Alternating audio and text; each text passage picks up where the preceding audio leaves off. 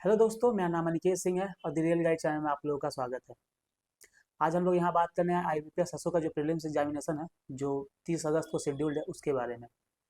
तो हम लोग यहाँ बात करने वाले हैं कि जो जिन लोगों का भी एग्ज़ाम है 30 अगस्त को, वो लोग एग्ज़ाम में जाएंगे तो उनका मतलब स्ट्रैटेजी क्या होगा कि एग्ज़ाम में क्वेश्चन कैसे अटैम्प्ट करें और कितना अटैम्प्ट होना चाहिए। ठीक है, तो सबसे पहले बात करते हैं कि ये एग्ज़ाम जो है स्पेशलिस्ट ऑफिसर का है। स्पेशलिस्ट ऑफिसर जैसे कि आईटी का हो गया, एग्रीकल्चर का हो गया, राजभाषा अधिकारी हो गया, मार्केटिंग ऑफिसर हो गया, एचआर ऑफिसर हो गया। ठीक है, तो इनका होता है। तो एग्ज़ाम में हम बैठे हमारा किस सेक्शन में कितना अटेम्प्ट हो ताकि हमारा एग्ज़ाम इजीली निकल जाए, इससे पहले हम लोगों को ये जानना होगा कि हमारा पिछले साल का कट ऑफ कितना था। अगर हम लोग लास्ट ईयर कट ऑफ की बात करें तो आईटी का जो जनरल का कट ऑफ था वो 36 था, एग्रीकल्चर फील्ड ऑफिसर का कट ऑफ 51 था, राजभाषा भाषा अधिकारी का 16.25 था, लॉ ऑफिसर का 33.13 था, एचआर पर्सनल का 43 था, 43.25, एंड मार्केटिंग ऑफिसर का 17.25 था। तो आप लोग देख सकते हैं कि किसी भी मतलब स्ट्रीम का जो कट ऑफ है वो 51 से ऊपर रहा नहीं है। ठीक है, तो हमारा एक सेफ अटेम्प्ट मिनिमम 60 अगर होता है तो हम लोग आराम से इजीली मतलब एग्ज़ाम क्रैक कर सकते हैं।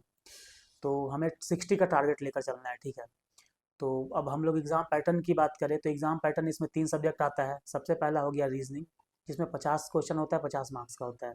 दूसरा होता है क्वांट का सब्जेक्ट, जो वो भी 50 क्वेश्चन होता है, 50 मार्क्स का होता है। और तीसरा होता है इंग्लिश, जो 50 क्वेश्चन 25 मार्क्स का होता है। इसमें टोटल 125 मार्क्स का होता है और हमें मिनिमम 60 टारगेट करना है। तो हम लोग पिछले साल की पहले क्वेश्चन देखते हैं कि पिछले साल किस सेक्शन में क्या पूछा गया था। उस हिसाब से हम लोग देखेंगे कि हम लोग को कैसे अटेम्प्ट करना है, कहाँ कहाँ किस सेक्शन जो स्कोरिंग है उसमें अटेम्प्ट करना है। तो सबसे पहले अगर हम लोग रीजनिंग की बात करें तो रीजनिंग में पिछले साल पजल और सीटिंग अरेंजमेंट में टोटल 20 क्वेश्चन आया हुआ था। ठीक है, उसके बाद 5 क्वेश्चन जो है वो इनपुट आउटपुट का था। सिलॉग्स, इक्निक्वालिटी और meaningful word, pair, blood relation, ये सब मिसलेनियस में आते हैं, जो बहुत ही ईजी टॉपिक होता है। ये टोटल मिला के हमारा 18 क्वेश्चन आया हुआ था। इसके बाद वर्बल रीजनिंग के भी 5 से 6 क्वेश्चन आए हुए थे। तो इस तरह से हमें रीजनिंग में 25 प्लस अटेम्प्ट लेकर चलना है। 25 प्लस अटेम्प्ट लेने के लिए हमें क्या करना होगा, हमें सबसे पहले मिसलेनियस पे फोकस करना होगा। सिलॉक्स हो गया, इनइक्वालिटी, ब्लड रिलेशन, इसके मिनिमम 15 से 20 क्वेश्चन आएंगे ही। तो हम लोग अगर बात करें तो मिनिमम 15 क्वेश्चन तो यहाँ बन ही जाएंगे हमारे। ठीक है, उसके बाद पजल और सीटिंग अरेंजमेंट में अगर हम 2 से 3 क्वेश्चन भी अगर सॉल्व कर लेते हैं तो 10 से 15 क्वेश्चन इधर भी हो जाएंगे। तो 25 क्वेश्चन हमारा यहाँ से ही हो जाएगा। ठीक है, उसके बाद अगर टाइम बचता है तो हम लोग वर्बल रीजनिंग में जाएंगे। ये तो मिनिमम 25 क्वेश्चन हम लोग यहाँ से आराम से अटेम्प्ट कर सकते हैं। इसके बाद हम लोग क्वांट की बात करें तो क्वांट में पिछले साल अगर देखा जाए पेपर पैटर्न, तो क्वांट में नंबर सीरीज और क्वाड्रेटिक इक्वेशन, इससे 5-5 क्वेश्चन आए थे, 10 नंबर, जो बहुत ही ईजी है। ठीक है, आराम से इसमें हम लोग पूरे पूरा मार्क्स उठा सकते हैं। ठीक है, रॉन्ग नंबर से भी अगर टफ हुआ तो 1-2 छूट जाएगा। मिनिमम 8 क्वेश्चन तो हो ही सकता है क्वाड्रेटिक इक्वेशन, क्योंकि बहुत ईजी होता है। इसके अलावा अगर हम लोग डीआई की बात करें तो यहाँ 3 डीआई आया हुआ था और एक कैसलेट डीआई आया हुआ था। डीआई में 3 था, एक पाई चार्ट, एक टेबुलर और एक लाइन ग्राफ का डीआई। ठीक है, डीआई भी का भी लेवल बहुत ज़्यादा टफ नहीं था, ईजी टू मॉडरेट ही था।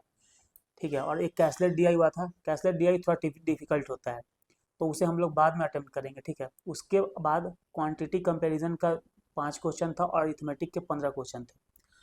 अब हमें क्वांट में मिनिमम 20 लेकर चलना है कि मिनिमम हमारा 20 से 25 अटेम्प्ट होना चाहिए, मिनिमम 20 से 25। ठीक है, तो मिनिमम 20 से 25 जाने के लिए हमें सबसे पहले मिसलेनियस में 8 से 10 जो क्वेश्चन आ रहे हैं उनका अटेम्प्ट करना है। उसके बाद हमें ट्राई करना है कि हमारा 2 डीआई बन जाए। 2 डीआई अगर हम बनते हैं तो 8 से 10 क्वेश्चन इधर भी हो जाएगा। ठीक है, उसके बाद अरिथमेटिक के कुछ सेलेक्टेड क्वेश्चन, जैसे परसेंटेज हो गया, प्रॉफिट एंड लॉस हो गया, उसके बाद टाइम एंड वर्क हो गया, टाइम एंड डिस्टेंस हो गया, इससे भी कुछ क्वेश्चन आएंगे ही। तो उन क्वेश्चन को हमें मतलब अटेम्प्ट करना है। अगर 3 से 4 अगर हमारा अरिथमेटिक भी हो जाता है तो हम लोग आराम से 20 प्लस अटेम्प्ट इसमें कर सकते हैं।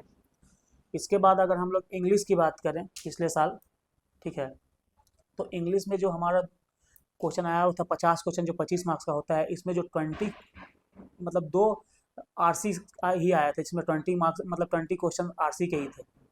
उसके बाद एरर डिटेक्शन के 5 क्वेश्चन थे, सेंटेंस रीअरेंजमेंट के भी 5 क्वेश्चन थे, मैच द कॉलम के भी 5 क्वेश्चन थे। ये जो एरर डिटेक्शन हो गया, सेंटेंस रीअरेंजमेंट हो गया या फिर मैच द कॉलम हो गया, ये एक इजी टॉपिक है जिसमें आराम से अच्छी एक्यूरेसी के साथ अटेम्प्ट किया जा सकता है। तो अगर इंग्लिश में भी हम लोग देखें तो आराम से हम लोग यहाँ पे 30+ अटेम्प्ट कर सकते हैं और हमारा 50 मतलब 50+ मार्क्स भी आ सकता है। तो इस तरह से अगर हम लोग अटेम्प्ट करेंगे तो 25+ रीजनिंग में, 20+ क्वांट में, ठीक है, और उसके बाद 15 मतलब 30+ इंग्लिश का, 30 से ज़्यादा ही हो जाएगा, आराम से 40 तक हम लोग अटेम्प्ट कर सकते हैं इंग्लिश में। 30-35 अगर उधर इंग्लिश में अटेम्प्ट करते हैं, 15+ मार्क्स आ जाता है तो आराम से हमारा 60+ मार्क्स आ सकता है। तो ये था हमारा तरीका कि हमें प्रीलिम्स एग्जामिनेशन में कैसे मतलब अटेम्प्ट करना है, ठीक है। हमें हर सब्जेक्ट के लिए, हर सेक्शन के लिए तो 40-40 मिनट मिलेंगे, ठीक है। तो आराम से इस तरह से अगर हम लोग अटेम्प्ट करें तो हमारा एग्ज़ाम आराम से हम अच्छे स्कोर भी कर सकते हैं और प्रीलिम्स एग्जामिनेशन निकल जाएगा, ठीक है। तो अगर आप लोग मेरे चैनल पर नए हैं तो मेरे चैनल को सब्सक्राइब करें और अपने दोस्तों के साथ भी शेयर करें, और आप लोग को मेरा ये तरीका समझाने का स्ट्रैटेजी अच्छा लगा तो ज़रूर कमेंट करें, और आप लोग अपना कमेंट भी करें कि आप लोग किस स्ट्रीम से भरे हैं और आपका एग्ज़ाम किस डेट पे कौन से टाइमिंग में है। Thank you.